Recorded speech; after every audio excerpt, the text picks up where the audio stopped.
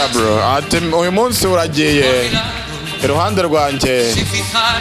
nta kureba nta no kundeba ndi mu maboko y'undi muntu ntago numva mbishaka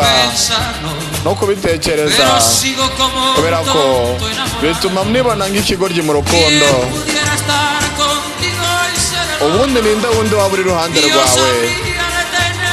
gute wancitse nkananirwa kukugumana kubera ko narangaye naragukunze ntugenda ntago ubizi uko bimera igihe umuntu ukunda atagushaka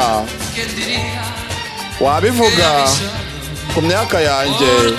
kubera ko ubu ndi kwiyumva nk'umutindi niyo ndirimbo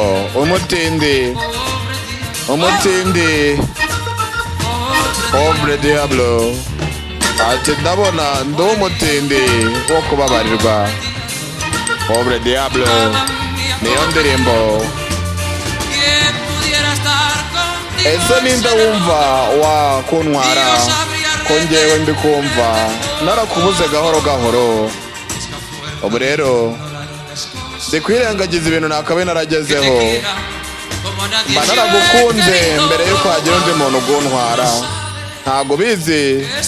ukuntu umuntu yiyumva iyo umuntu ukunda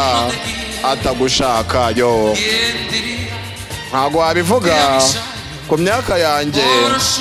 kubera ko ukuntu ndi kwiyumva nk'umutindi wo kubabarirwa umutindi wo kubabarirwa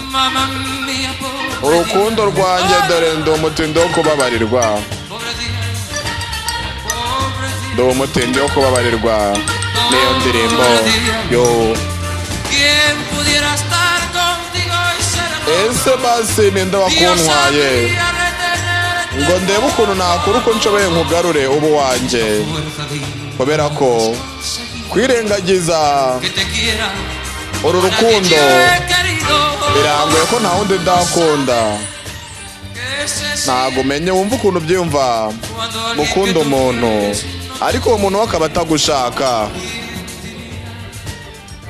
indirimbo yitwaga Pauvre Diable nizere ko umuntu wayinsabye kuri YouTube yayibonye mu kinyarwanda nitwa Kai Proctor.